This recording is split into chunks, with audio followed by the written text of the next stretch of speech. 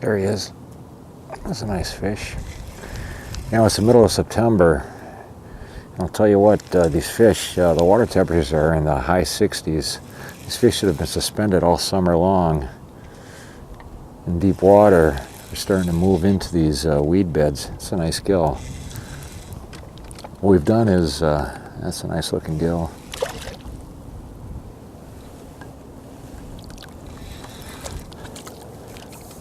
There we go. That's a nice gill. What I'm doing is I'm using a 16th ounce jig and a 2-inch Berkeley power tail. And I'm just kind of casting out and just kind of twitching this bait, just counting it down and then just kind of popping it back. These fish are grabbing it.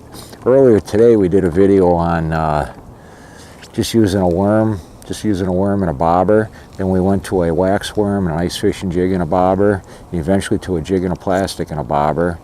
And we did another video on using slip bobbers with a jig and a worm and then a jig and a plastic. And now what I'm doing is I'm just covering water with this 16th ounce jig, just casting out, letting it drop and just kind of popping it. You know, a lot of times these fish will grab the bait on the drop, is what they do. But it's a super way to go out and get a meal of fish.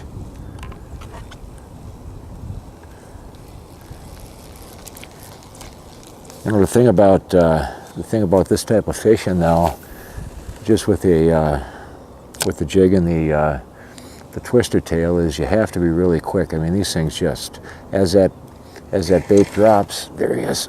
As that bait drops, they just pop it. I'll tell you, one after the other. A lot of small fish are in here, but you do get some nicer fish. You have to pick through them. It's a super way to go out and get a meal of fish. There you go, not a bad little gill. Yeah, that's a nice little eater. Nice gill. Now at the same time, what you can do is just use a, let me see if I got another rod here. Here's one rigged up. Now what I'm going to do is I'm going to do the same thing. I've got a 16th ounce jig, and I've got a slip bobber rig set up here. I've got my slip bobber, I got my bobber stop set up at about 4 feet. And so I can do the same thing with this time.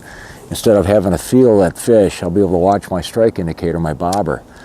And as that jig drops down, that bobber is going to wobble, and eventually it's going to just stand vertical. And then when the fish grabs it, that bobber is going to start to drop down like that, and I can set the hook. Or the upbite is when what's going to happen is that bobber will stay vertical like that, and all of a sudden it'll lay flat. Well, that's a fish coming up underneath it. And when you see that thing lay flat like that, just go ahead and set the hook.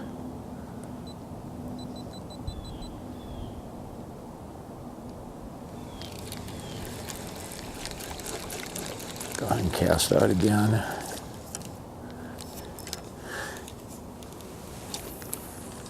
You know, the neat thing about fishing this way is that you can cover water too. I mean, you can usually, you know, you can cast out, and if you don't get anything right away, what you do is let it sit for a little bit, you know, a few seconds, and then if there's nothing, all you do is just kind of pull back like this. Oh, there's one right there. Oh, he grabbed it right away as soon as I moved it. Feels like another nice fish. What you can do is you can use these bobbers as a jigging platform. So in other words, cast out, let it sit, and if nothing grabs it, just go ahead and pull back towards you again, and that raises the jig. And then the bait will drop back down when you stop. This isn't a bad gill.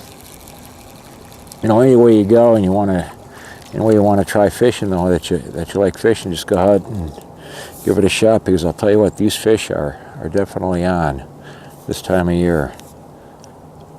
Nice little gill. Come on, buddy. Well, you had it. Nice gill.